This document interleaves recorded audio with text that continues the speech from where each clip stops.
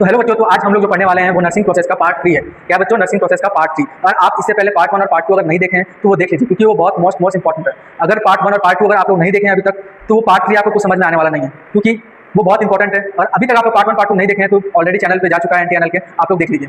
अब हम लोग जो पार्ट 3 में पढ़ने वाले हैं वो है प्लानिंग। तो हम लोग अब तक क्या क्या पढ़ चुके हैं? सबसे पहले हम लोग पढ़े थे असेसमेंट, दूसरा पढ़े थे हम लोग नर्सिंग डायग्नोसिस, और अब पढ़ेंगे हम लोग प्लानिंग। तो प्लानिंग में हम लोग क्या क्या पढ़ेंगे, आइए हम लोग देखते हैं।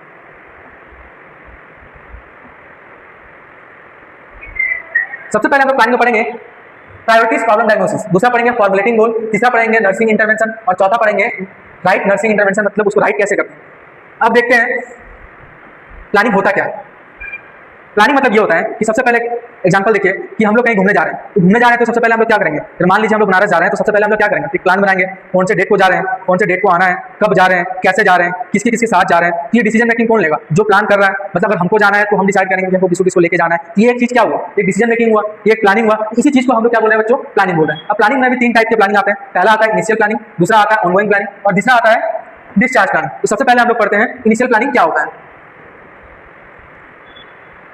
सबसे पहले हम लोग पढ़ते हैं इनिशियल प्लानिंग। इनिशियल प्लानिंग ये होता है कि कोई पेशेंट हम लोग के पास आया और जो नर्स है उसका असेसमेंट करेगा, तो जो नर्स असेसमेंट करने के बाद जो जस्ट उसका प्रोसेस होगा उस चीज को हम लोग क्या बोल रहे हैं, इनिशियल प्लानिंग। मतलब कि अगर दो बंदों का लड़ाई हो गया, मतलब कि दो बंदों का लड़ाई हो गया, एक बंदे ने एक बंदे को थप्पड़ मार दिया, तो उसके बाद जो प्रोसेस होगा, क्या लड़ाई करना है या फिर मैटर सॉल्व करना है, तो ये चीज को हम लोग क्या बोल रहे हैं, इसके जस्ट बाद जो प्रोसेस होगा उस चीज को हम लोग बोल रहे हैं इनिशियल प्लानिंग। दूसरा आता है हमारा ऑनगोइंग प्लानिंग। ऑनगोइंग प्लानिंग मतलब ये होता है कि ये कंटिन्यूअस प्लानिंग है। किस टाइप का प्लानिंग है बच्चों? कंटिन्यूअस प्लानिंग है। मतलब कि अगर हम लोग जो मैटर हुआ था वो अगर कंटिन्यू चल रहा है तो उस चीज को हम लोग क्या बोलेंगे, कंटिन्यूअस प्लानिंग। तीसरा आता है डिस्चार्ज प्लानिंग। डिस्चार्ज प्लानिंग मतलब ये होता है कि अगर वो पेशेंट है और बहुत दिन से एडमिट है, एडमिट होने के बाद जो उसका ट्रीटमेंट चलना था वो चल गया, अब वो डिस्चार्ज होकर घर जा रहा है। क्या हो रहा है? डिस्चार्ज होकर घर जा रहा है। घर जाने के बाद जो डिस्चार्ज हो गया, अब जो उसका प्लानिंग होगा उस प्लानिंग को हम लोग बोल रहे हैं डिस्चार्ज प्लान। क्या बोल रहे हैं? Discharge plan. तो ये था हमारा प्लानिंग का 3 टाइप्स। पहला था इनिशियल प्लानिंग, दूसरा था ऑनगोइंग प्लानिंग, और तीसरा था हमारा डिस्चार्ज प्लानिंग। अब जानते हैं हम कि प्लानिंग प्रोसेस क्या होता है। क्या जानते हैं? प्लानिंग प्रोसेस क्या होता है, उसमें क्या क्या इंक्लूड रहता है। तो सबसे पहले हम लोग जानते हैं सेटिंग प्रायोरिटीज। क्या जानते हैं? सबसे पहला सेटिंग प्रायोरिटीज। प्रायोरिटीज मतलब क्या होगा, अगर मान लीजिए 4 दोस्त हैं, एक दोस्त का सबसे तीनों खास है। मान लीजिए मेरा एक 4 दोस्त है और उसमें से एक सबसे खास है, तो सबसे पहला प्रायोरिटी हम किसको देंगे? सबसे पहला प्रायोरिटी हम लोग जो खास है उसको देंगे। तो ये था प्रायोरिटीज। अब जैसे कि मान लीजिए एक एग्जाम्पल मान लीजिए, एक पेशेंट को डिफिकल्टी हो रहा है ब्रीथिंग में। एक पेशेंट को हो रहा है डिफिकल्टी ब्रीथिंग में, दूसरा हो रहा है उसको पेन हो रहा है, तीसरा हो रहा है न्यूट्रिशनल इम्बैलेंस। क्या हो रहा है? Nutritional imbalance. चौथा हो रहा है एजुकेशन में दिक्कत आ रहा है। तो अब इसमें सबसे ज्यादा प्रायोरिटी हम किसको देंगे? सबसे ज्यादा प्रायोरिटी हम किसको देंगे? ऐसा तो है नहीं अगर उसको सांस लेने में दिक्कत आ रहा है तो सबसे पहले उसको एजुकेट करेंगे, उसके पहले बताएंगे कि उसके बारे में कि आपको सांस लेने में दिक्कत क्यों हो रहा है। ऐसा तो है नहीं। क्या उसको दर्द हो रहा है या फिर उसका न्यूट्रिशन इम्बैलेंस हो रहा है, तो सबसे पहले उसको क्या करेंगे? सांस उसको मरने देंगे? नहीं देंगे। क्यों? क्योंकि उसका सबसे ज्यादा प्रायोरिटी किसमें है? अगर उसको सांस लेने में दिक्कत हो रहा है तो सबसे ज्यादा प्रायोरिटी हम लोग किसको देंगे? Difficulty in breathing. तो ये हमारा क्या था? Setting priorities. अब आते हैं प्रायोरिटीज देने के बाद क्या करेंगे, एक गोल बनाएंगे। क्या बोलेंगे? गोल बनाएंगे। उसके बाद क्या करेंगे? उसका इंटरवेंशन करेंगे, सिलेक्टिंग नर्सिंग इंटरवेंशन। और उसके बाद जो इंटरवेंशन बनाए हैं उसे क्या करेंगे? इंप्लीमेंट करेंगे। इंप्लीमेंट करने के बाद क्या करेंगे? इवैल्यूएट करेंगे। तो ये था हमारा प्लानिंग प्रोसेस। क्या था ये हमारा प्लानिंग प्रोसेस। हमारा अगला टॉपिक क्या है? Setting priorities. सेटिंग प्रायोरिटीज में है कि पेशेंट को क्या नीड है उसके अकॉर्डिंग जो हमारा मैस्लो हियरार्की ने बताया है कैसा उसका नीड्स है। मतलब है कि मान लीजिए मेरे पास कुछ नहीं है, तो ये 3 चीज तो कम से कम रहना चाहिए ना, खाना, मकान और कपड़ा।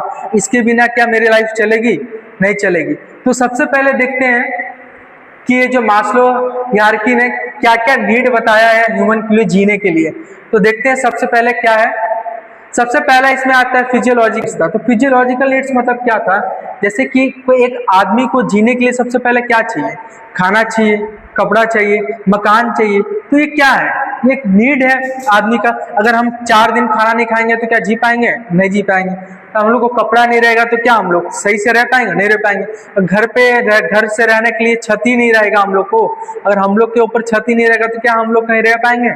ऐसा तो है नहीं कि हम लोग को रोड पे रहेंगे। तो ये हम लोग का क्या है? ये एक ह्यूमन का बेसिक नीड है। अगर एक बार ये ह्यूमन को बेसिक नीड मिल जाता है तो आदमी क्या सोचता है, जैसे एक दिन का तो है नहीं ना कि मतलब अगर आज खाना मिल गया, आज कपड़ा मिल गया, आज रहने को मिल गया तो कल वो रहे ही ना, ऐसा तो है चीज नहीं। तो ये क्या होगा, आदमी क्या करता है, अगर आज मिल गया तो आदमी ये सोचता है कि आदमी थोड़ा लालच होता है। अगर आज लालची होता है, सबसे पहली बड़ी बात तो ये है, अगर आदमी को अगर आज मिल गया तो वो क्या सोचता है, मुझे कल भी चाहिए, कल भी चाहिए खाना। अगर 5 रुपया आज मिल गया तो आदमी सोचेगा कि 5 रुपया मुझे कल भी चाहिए। तो 5 रुपया क्या है, आदमी सोचता है कि 5 रुपया वो सिक्योर कर ले, क्या कर लें, सिक्योर कर लें, अपने पास रख लें, ताकि वो कल भी काम आए। मतलब अगर 5 रुपये आज बचा रहे हैं तो कल भी 5 रुपये में खाना आएगा, 5 रुपये में रहना आएगा, 5 रुपये में कपड़ा आएगा। तो ये हमारा क्या था, ये हमारा था सिक्योरिटी एंड सेफ्टी। अब चलते हैं आगे, ये दो चीज क्लियर हो गया। अभी हम लोग को अब तक क्या मिल गया, फिजियोलॉजिकल नीड मिल गया है, जो हम लोग का रहना खाना था सारा हो गया है, अब सेफ्टी भी हो गया है।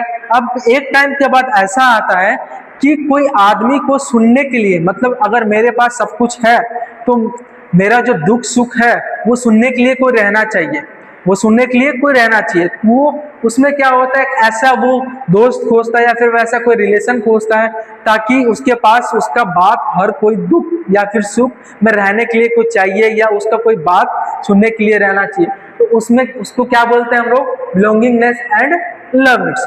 अब चलते हैं उसके आगे, स्टीम नीड्स। स्टीम नीड्स मतलब क्या आ गया, अब हम लोग के पास सब कुछ है, घर है, कपड़ा है, मकान है, पैसा है, सेफ्टी है, सब लोग सिक्योर कर लिए हैं। अब हम लोग के पास बात सुनने के लिए लोग भी हैं, दोस्त भी हैं, रिलेशनशिप भी है। अब हम लोग क्या चलते हैं, अब एक के बाद सारा पैसा कमा लिया, अब एक इज्जत, एक हम लोग, एक होता है ना कि मतलब बहुत दिन आगे जाने के बाद सोचता है कि अब बच्चों, जो हमारा उसका बच्चा रहता है, वो सबको शादी वगैरह करके वो अपना जो रिस्पॉन्सिबिलिटी रहता है वो अपना पूरा कर दिया। तो ये क्या था, हमारा स्टीम नीड था। अब अपना रिस्पॉन्सिबिलिटी पूरा करने के बाद जाता है कहाँ पे, सेल्फ एक्चुअलाइजेशन में। इसका मतलब ये होता है जो भी उसका पोटेंशियल रहता है, तो वो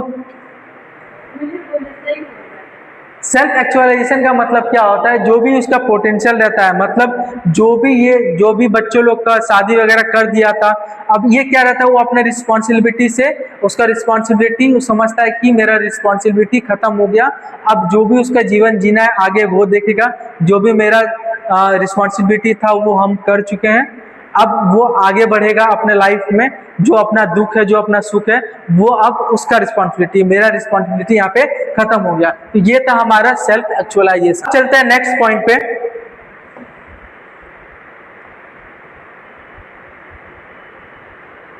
अब चलते हैं हमारे नेक्स्ट पॉइंट पे, जो है हमारा स्टैब्लिशिंग क्लाइंट गोल डिजायर आउटकम्स।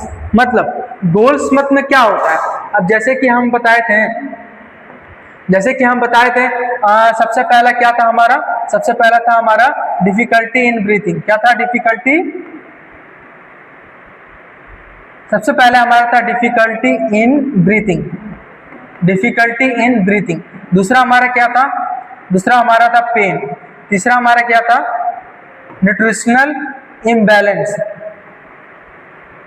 क्या था हमारा, न्यूट्रिशन इम्बैलेंस। चौथा हमारा क्या था, एडुकेशन। तो इसमें क्या होता है, ये सब हम एक टाइप का क्या किए, एक गोल किए, एक प्रायोरिटी सेट किए। मतलब इसका मतलब ये है कि जैसे कि हम लोग, ये हमारा क्या हो जाएगा, अब इसको हम लोग को गोल करना होगा, तो इसमें क्या हो जाएगा, इसको हम लोग क्या देंगे, एयरवे देंगे या फिर ऑक्सीजन देंगे। अब इसमें पेन है तो इसको हम लोग क्या देंगे, जो भी डॉक्टर रहेगा उसको मेडिसिन प्रिस्क्राइब करेगा, जो भी डॉक्टर रहेगा उसको मेडिसिन प्रिस्क्राइब करेगा। जो हमारा नर्सिंग डाइट है वो उसमें क्या करेगा, प्रॉपर डाइट बनाएगा। तो ये सब हमारा क्या था, एक टाइप का गोल था। क्या था, ये टाइप का गोल था। अब आते हैं नर्सिंग इंटरवेंशन में। तो नर्सिंग इंटरवेंशन में क्या होगा, ये जो हम लोग भी किए हैं इसको हम लोग क्या करेंगे, इसको हम लोग क्या करेंगे, इसको हम लोग करेंगे। जैसे कि हम लोग डिफिकल्टी इन ब्रीथिंग, जैसे हम लोग एयरवे था तो उसको हम लोग क्या करेंगे, ऑक्सीजन देंगे, पोजीशन देंगे। तो ये हम लोग का क्या था, इंटरवेंशन था। पेन जो था हम लोग का, जो हम लोग गोल बनाए थे, जो हम लोग का गोल क्या बनाए थे, गोल हम लोग पेन में ये बनाए थे, जो भी डॉक्टर था वो प्रिस्क्राइब करेगा। तो ये प्रिस्क्राइब करने के बाद जो भी मेडिसिन दिया है वो वहाँ पे जो हमारा नर्स रहेगा वो दे देगा। तो ये हमारा क्या, इसको बोल लेते हैं इंटरवेंशन बोल लेते हैं। अब बोलते हैं टाइप्स ऑफ इंटरवेंशन क्या होता है, टाइप्स ऑफ इंटरवेंशन क्या होता है। तो टाइप्स ऑफ इंटरवेंशन भी 3 टाइप के होते हैं। टाइप्स ऑफ इंटरवेंशन 3 टाइप के होता है। पहला होता है इंडिपेंडेंट, दूसरा होता है डिपेंडेंट और तीसरा होता है कोलैबोरेशन। तो पहला इंडिपेंडेंट मतलब ये होता है कि वो अपने स्किल से, क्या बच्चों, वो अपने स्किल से और अपने नॉलेज से जो भी करेगा उसको बोल रहे इंडिपेंडेंट। मतलब वो किसी पर डिपेंड नहीं होगा, वो उसके दिमाग में खुद जो आएगा। जैसे कि अगर कोई पेशेंट आया हमारे पास, कोई पेशेंट हमारे पास आया, कोई पेशेंट हमारे पास आया, वो बोला कि सर मुझे फीवर है, तो वह नर्स क्या करेगा, जैसे कि मेरे पास आया कोई पेशेंट, किस बोलेगा सर मुझे फीवर है तो मैं क्या करूं, तो मैं अपना बताऊंगा, मेरे पास जो नॉलेज रहेगा, मेरे पास जो स्किल्स रहेगा, उसके हिसाब से हम बताएंगे कि पैरासीटामोल ले लो, पीसीएम ले लो या फिर डोलो ले लो। तो ये सब क्या था, मेरे स्किल्स और नॉलेज के हिसाब से जो हम बताएं वो था इंडिपेंडेंट, ना ही किसी का मदद लेके। तो ये था हमारा इंडिपेंडेंट। अब आता है डिपेंडेंट पे। डिपेंडेंट में क्या होगा, डिपेंडेंट मतलब क्या होता है, किसी के मदद लेना। जैसे कि इसमें क्या लिखा हुआ है, activities carried out under the orders और सुपरविजन ऑफ लाइसेंस फिजिशियन, मतलब किसी का ऑर्डर मानना या फिर किसी के फिजिशियन के अंदर, कोई लाइसेंस फिजिशियंस के अंदर जिसके पास लाइसेंस हो, जो नर्सिंग वगैरह किया हो, या फिर कोई मेडिकल से हो, वो फिजिशियन वो करेगा, प्रिस्क्राइब करेगा, तो उसके अंडर में हो या फिर सुपरविजन के अंडर में हो। तो ये हमारा क्या था, ये हमारा था डिपेंडेंट। अब कोलाब्रेशन मतलब ये हुआ, जैसे कि इंस्टा पे हम लोग कोलैब करते हैं, इंस्टा पे हम लोग कोलैब करते हैं ना, कि कोलैब करते हैं ताकि उसका प्रमोशन हो। तो इसका मतलब ये होता है कि जैसे कि हम लोग मान लीजिए इंस्टा पे कोई आईडी को प्रमोट करना हो, तो आईडी को प्रमोट करना है तो क्या करेंगे, 2 पर्सन हम लोग कोलैब करेंगे एक दूसरे को, तो उससे क्या होगा, उससे क्या होगा, उसका रीच बढ़ेगा, उससे उसका रीच बढ़ेगा। तो ये हमारा था कोलैबोरेशन। पहला क्या था इंडिपेंडेंट, दूसरा क्या था डिपेंडेंट, और तीसरा क्या था कोलैबोरेशन। तो ये था हमारा टाइप्स ऑफ इंटरवेंशन। अब आगे चलते हैं,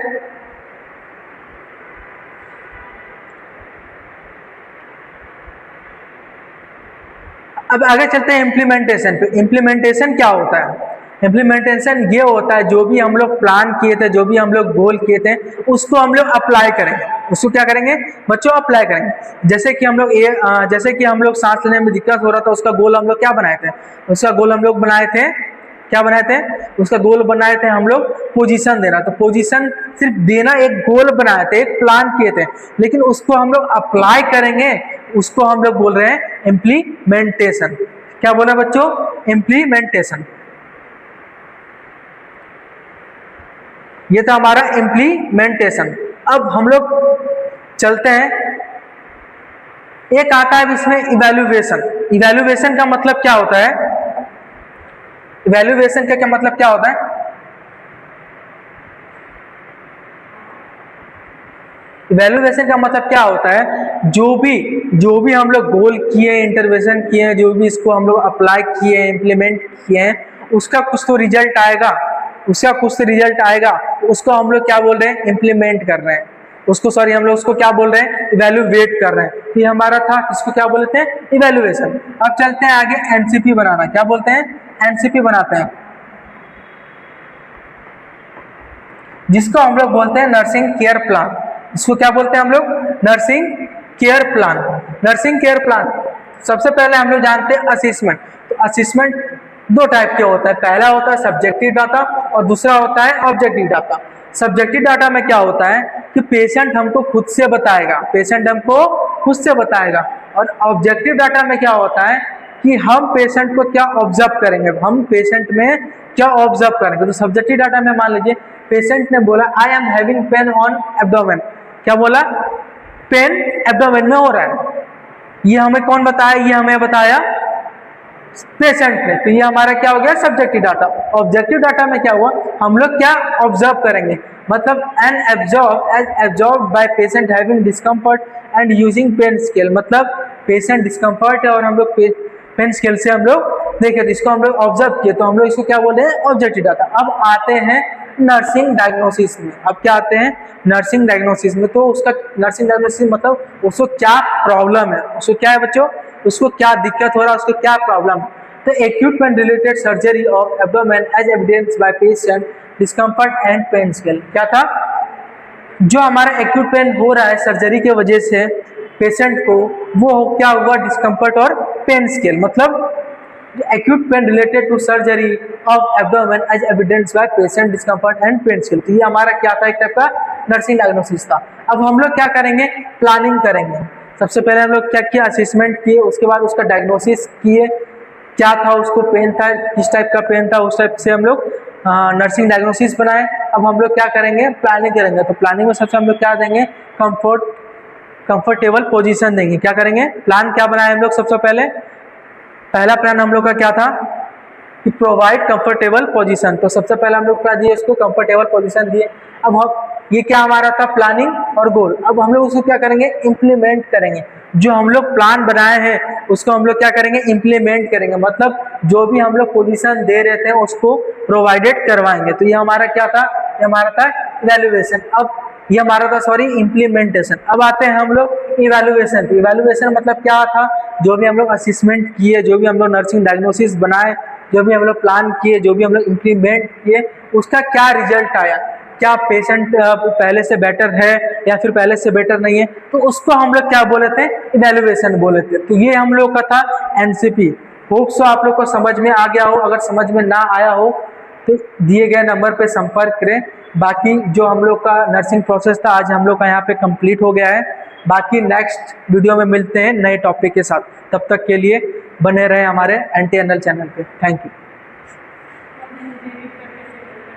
भाई बहुत घटिया पढ़ा रहे हैं यार।